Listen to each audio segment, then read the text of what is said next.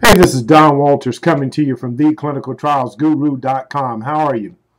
Anyway, I want to talk to you about another subject pertaining to recruitment. And this is definitely pertaining to those clinical sites out there that are involved in recruitment. Ran across a situation with a client that I brought in the other day.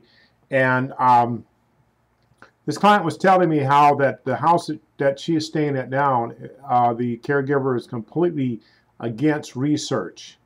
And the question you have to ask is why? Well, the reason for that is because the previous person that was going in there and recruiting patients out of there for clinical studies was just pulling the patients out of there, contacting the research site, and then leaving it alone there. The research site would send someone to pick up those patients and put them in a study and then drop them off. Well, the complaints that the caregiver was having was that these people were coming back, they were unstable, they didn't know where they were at, and these are typical questions I've run across before, and I think I've talked about this in another issue. But it really, oh man, it really just drives me crazy is that how people are so callous that they can't communicate. It's just simple. You have to communicate. When you're working with clients that live at a facility and that have caregivers or owners, you have to communicate. If you don't, you're going to have a major problem just like this issue. Sorry about that. That's my other phone going off. But anyway, what you have to do is when you're working with caregivers, and again, let me back up a minute. The problem here is that there was no communication with anyone. The recruiter was just out to put money in their pocket. And a clinical research site, they must have just been completely oblivious to who was on the other end. Oh, we got a patient, let's put them in a study and send them back home. Well, caregivers, here's the thing with caregivers. Here in California, the caregivers a lot of times that have these clients are renting space from them. They're renting beds.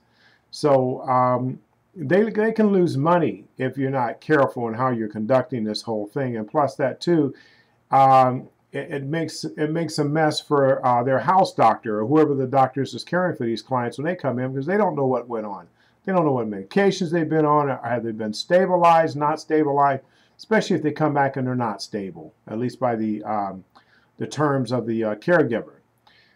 You have to be communicating with the caregiver, and you have to be communicating with the caregiver's doctor, at least up front, along the way, or on the back end. Somehow, some way, there has to be some communication. And this was not done, and it's really sad. When you're working with these caregivers, first of all, you want to sit down and talk with the caregiver and let them know what your intentions are. Give them an overview of what the study is about and what you anticipate might take place. Let them know who's interested. And of course, when you talk to the caregiver, you have to get the permission of the person that's interested.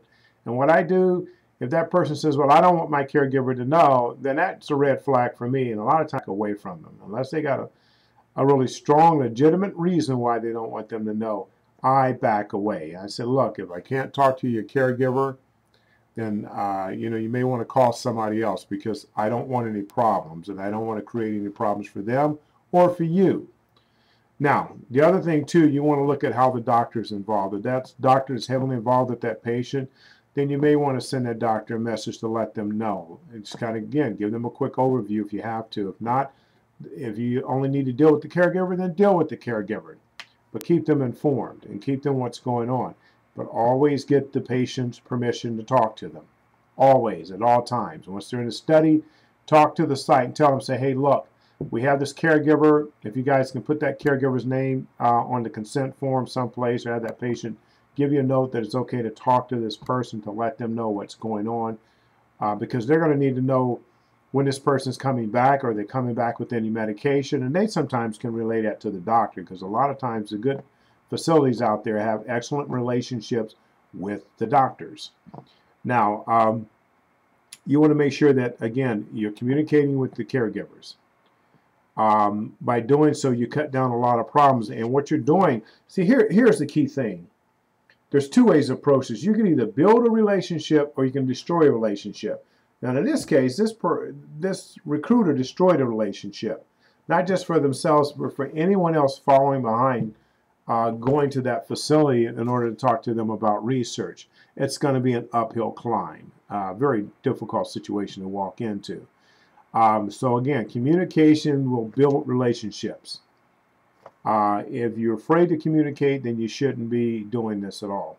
If you think you're going to go out and just grab people and not talk to anybody about what you're doing, then don't do it, because you're just destroying everything for that caregiver, for the patient, and for the rest of us that are trying to do this the right way.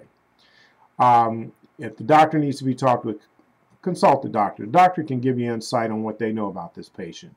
Caregiver can probably give you more insight than the doctor, because they live with these people and they know what's going on a day-to-day basis. They can report to you, for instance, schizophrenia, whether this person's hallucinatory, what type of hallucinations they're having, things that they've witnessed.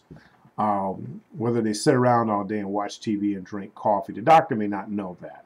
You may have a doctor that comes in and give them medication, go over the charts, and they're gone. Ask a few simple questions, because these doctors, a lot of times today, they have to see a lot more patients in order to sustain a living. So their time frame for interviewing these patients are a lot less. But the caregiver can be definitely someone that can give you a lot of insightful information. So please communicate, work with the caregiver. I hope this information helps. This is Don signing off from theclinicaltrialsguru.com. Take care.